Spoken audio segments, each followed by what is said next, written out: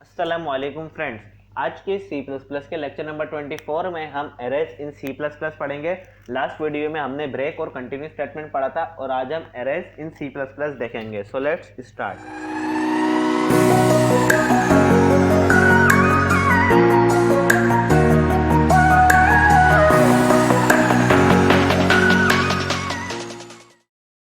Arrays इन C++ में हम सबसे पहले एरेज इन C++ का इंट्रोडक्शन देखते हैं कि एरे जो है वो बेसिकली होता क्या है। C++ provide a data structure the array. C++ एक डेटा स्ट्रक्चर हमें प्रोवाइड करती है जो कि एरे कहलाता है, विच store a fix size sequential collection of elements of same type. यानी कि ये क्या करता है, एक फिक्स साइज होता है इसका और ये सीक्वेंशियल कलेक्शन ऑफ एलिमेंट्स यानी कि एलिमेंट्स को एक सीक्वेंस में कलेक्ट करता है सेम डेटा टाइप के, of the same data type या सेम टाइप, यानी कि एक ही डेटा टाइप, इंटीजर, कैरेक्टर या फ्लोटिंग पॉइंट, उन सब का एक ही डेटा टाइप के बहुत सारे एलिमेंट्स कलेक्ट करता है एक फिक्स साइज के अंदर एक सीक्वेंस में। वो जो होता है वो एरे कहलाता है। इसको जस्ट सिंपल आप ये कह सकते हैं कि collection of different variables of same data type is called array. An array is used to store a collection of data, but it is often more useful to think of an array as a collection of variables of same type। यानी कि इसका जो second point है इसमें यही बात है कि एरे को जो है हम एक कलेक्शन ऑफ डेटा कह सकते हैं, कि इसको हम कहते तो कलेक्शन ऑफ डेटा है या स्टोर्स कलेक्शन ऑफ डेटा, लेकिन हम इसको और अपनी आसानी से समझने के लिए ये कह सकते हैं कि एरे जो है वो कलेक्शन ऑफ वेरिएबल्स है सेम डेटा टाइप की। यानी कि इसके अंदर सेम डेटा टाइप के डिफरेंट वेरिएबल्स कलेक्ट हो सकते हैं या एक सीक्वेंस में रखे जा सकते हैं।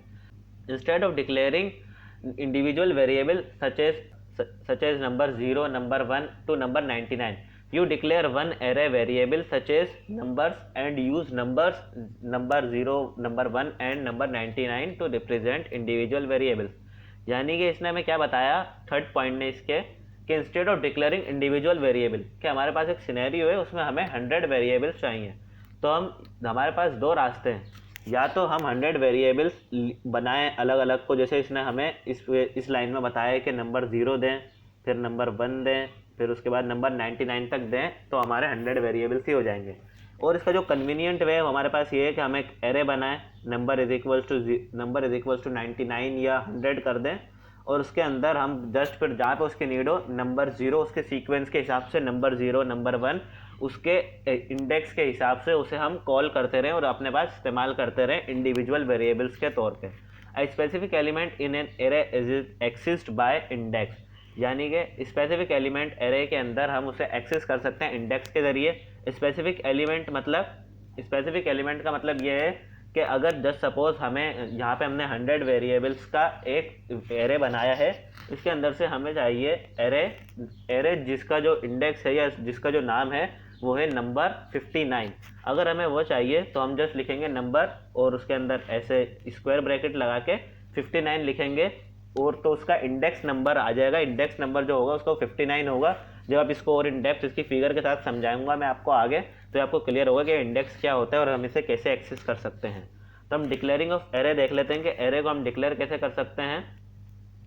To declare an array in C++, the programmer specifies the type of element and the number of elements required by an array as follows। यानी कि अगर हमें C++ में कोई एरे डिक्लेयर करना है तो प्रोग्रामर एक टाइप को जो है वो स्पेसिफाई करेगा, कोई एक डेटा टाइप लेगा एलिमेंट्स की, और उसके हिसाब से उसके अंदर number of element required by an arrays, यानी कि उसके बाद एरे साइज जिसे हम आमतौर पे कहते हैं वो उसका डिफाइन करेगा, कि टाइप एरे नेम, यानी कि उसकी डेटा टाइप आ जाएगी सबसे पहले टाइप, फिर एरे नेम, एरे को हम जो भी अपने रिक्वायरमेंट के हिसाब से हमने लास्ट एग्जांपल जो देखी उसके अंदर नंबर था तो हम इसे नंबर दे दें, या कुछ भी जो हमारी रिक्वायरमेंट है उसके हिसाब से दे दें, और इन स्क्वायर ब्रैकेट्स के अंदर हम एरे साइज बताते हैं कि एरे का साइज क्या होना चाहिए, और लास्ट में statement terminator semicolon. This is called a single dimensional array. इसको जो है ये जो हमने ऊपर जो एग्जाम्पल में ये इसकी दिया है सिंटेक्स, ये क्या है, ये सिंगल डायमेंशनल एरे है।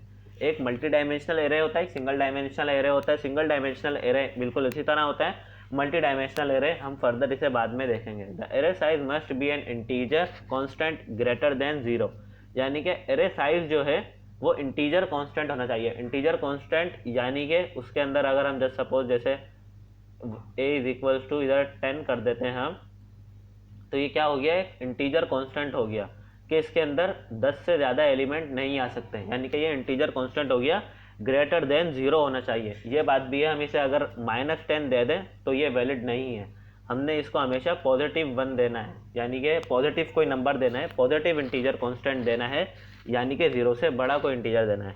And type can be valid C++, और टाइप जो हो वो C++ की वैलिड डेटा टाइप होनी चाहिए। ऐसा नहीं है कि हम उसको कोई दूसरे डेटा टाइप दे दें, जैसे बूलियन के अंदर, बल्कि बूलियन भी वैलिड होती है, हम अपने पास से हमें नंबर का एरे बनाना है और हम डेटा टाइप में भी नंबर ही लिख दें इंटीजर की जगह, तो ये इनवैलिड डेटा टाइप होगी, C++ की वैलिड डेटा टाइप नहीं होगी। तो इससे क्या होगा कि एरे जो है वो हमारा वर्क ही नहीं करेगा और वेरिएबल बनेगा ही नहीं। For example, to declare 10 elements in an array called balance of type double use this statement, यानी कि हम क्या कर सकते हैं कि अगर हमें 10 एलिमेंट का कोई एरे बनाना है तो उसको हमें सबसे पहले उसके डेटा टाइप लिखनी होगी, उसके बाद अपने ये डबल स्क्वायर ब्रैकेट लगा के इसमें उसकी लेंथ लिखनी होगी 10, इस तरीके से। अब हम अपनी नेक्स्ट स्लाइड पे चलते हैं, accessing array of an element, यानी कि हमारे पास डिफरेंट टाइप ऑफ बहुत सारे एरे हैं, उनमें से हमें कोई एक पार्टिकुलर या स्पेसिफिक एरे को एक्सेस करना है, तो वो कैसे करेंगे। You can access an array element by referring the index number.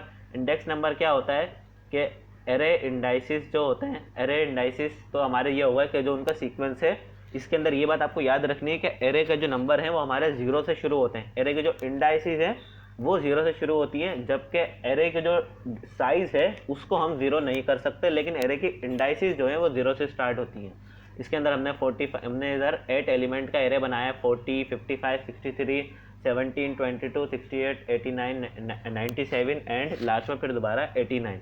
तो इसके अंदर हमें क्या है, एरे लेंथ जो है हमारी वो 9 है, यानी कि 9 एलिमेंट है, लेकिन इंडाइसिस भी 9 है। कैसे कि 1 to 8 इंडाइसिस हो गई, उसके बाद एक 0 को भी मिला लिया तो 9 इंडाइसिस हो गई। फर्स्ट इंडेक्स हमारा 0 है क्योंकि एक ही इंडेक्स है, और उसके बाद लास्ट इंडेक्स जो है वो हमारा 8 है, यानी कि फर्स्ट इंडेक्स 0 है और लास्ट इंडेक्स जो है वो 8 है हमारा। This statement access the value of first element in cars, यानी कि हमने यहाँ पे एक स्ट्रिंग कार्स का एलिमेंट बनाया है, एक स्ट्रिंग बनाया है, स्ट्रिंग एरे बनाया है, जिसमें हमने लिखा है कार्स और उनको 4 हमने उसकी लेंथ दी है या उसका साइज़ दिया है। तो इसके अंदर हम 4 अपनी स्ट्रिंग्स इनपुट कर सकते हैं। तो इसने हमें वोल्वो, BMW, फोर्ड और मज़दा, ये 4 कंपनीज़ या 4 कार्स जो हैं इसने इनपुट करी हैं। अब हमें चाहिए कि कार्स का जो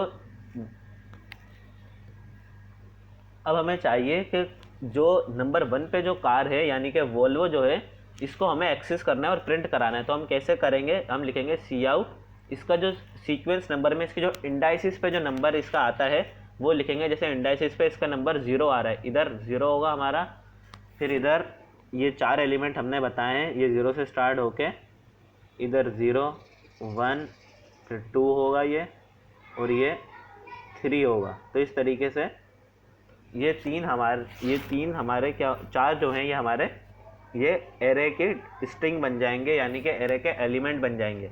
तो हमें 0 को एक्सेस करना है तो हम 0 को एक्सेस कर लेंगे ऐसे सी आउट लिख के। अगर हमें 1 को करना है तो इधर स्क्वायर ब्रैकेट में 1 लिख देंगे, 3 लिख देंगे अगर मजदे को एक्सेस करना है। तो इस तरीके से हम एरे के एलिमेंट को जो है वो एक्सेस कर सकते हैं।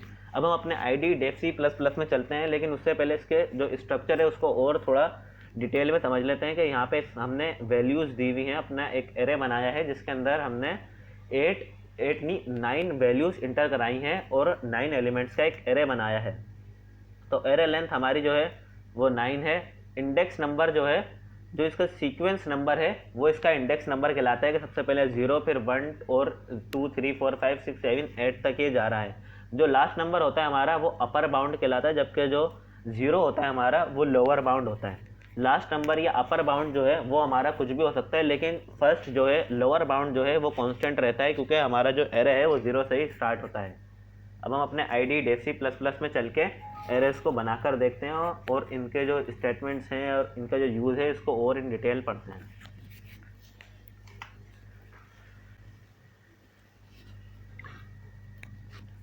तो इधर अब हम अपने ID डेफ C++ में आ गए हैं और अब हम इसकी प्रोग्रामिंग करके देखते हैं। सबसे पहले हमने hash include iostream, then using namespace std int main function दे दिया हमने। इसके अंदर हमने एक इंटीजर लिखना है।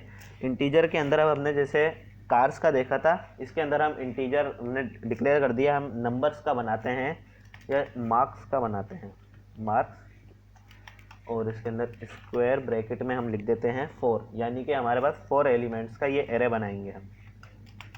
उसके बाद इसके अंदर हम 4 एलिमेंट्स अपने पुट कर सकते हैं। पहले पे हमने 12 दे दिया, दूसरे पे 23 दे दिया, तीसरे पे 45 दे दिया और चौथे पे 56 दे दिया। अब हमने जो है इन एरेस को प्रिंट करना है, तो हम क्या करेंगे, सी आउट मार्क्स, और इसके अंदर एरे का जो सीक्वेंस नंबर है या एरे का जो इंडेक्स नंबर है वो देंगे। जैसे 12 का इंडेक्स नंबर 1 है, 23 का इंडेक्स नंबर 2 है, 45 का इंडेक्स नंबर 3 है और 56 का इंडेक्स नंबर जो है वो 4 है। तो इस तरीके से इनके इंडेक्स नंबर हैं 0, 12 का 0, 23 का 1, 45 का 2 और 56 का 3। इस तरीके से ये इनके इंडेक्स नंबर है। अब हमें अगर इसको प्रिंट करना है तो हमने लिखना है मार्क्स। मार्क्स के अंदर हमने अब इसको क्या देना है, इसका इंडेक्स नंबर देंगे। अगर हमें 45 प्रिंट करना है तो हम इसका इंडेक्स नंबर 2 देंगे, लास्ट में सेमीकोलन देंगे। और एरे के नाम से हमने एक फाइल बना ली है, हमने लास्ट में इसके सेमीकोलन नहीं दिया, इसने हमें एरर थ्रो करा और अब इसने हमें 45 प्रिंट करके दे दिया, क्योंकि हमने इसका एरे का इंडेक्स नंबर लिखा था। कि इसने देखा कि इसका इंडेक्स नंबर जो है वो ये है, तो इसने इसकी वैल्यू जो पुट कर दी 45। इस तरीके से इसकी वैल्यू जो है हम एलिमेंट के एरे के डिफरेंट एलिमेंट को एक्सेस कर सकते हैं। हम एक और सी आउट लिखते हैं, इसके अंदर हम इसके अंदर लिखते हैं हमें लास्ट एलिमेंट जो है 56 ये चाहिए, तो हम इसके अंदर 3 लिखेंगे और अपने प्रोग्राम को रन करेंगे। तो इसने ये 45 और फिर 45 क्यों प्रिंट करके दिया, क्योंकि हमने सी आउट की एक और स्टेटमेंट लिखी है, 3 लिखा, तो अब इसने हमें 56 प्रिंट करके दे दिया। तो इस तरीके से एरे काम करता है और इस तरीके से हम एरे को अपने प्रोग्राम्स के अंदर यूज़ कर सकते हैं। मुझे उम्मीद है कि आपको समझ आया होगा। मिलेंगे आपसे अगली वीडियो में, तब तक के लिए टेक केयर, अल्लाह हाफिज़। हमारी वीडियो को लाइक करें और चैनल को सब्सक्राइब करें।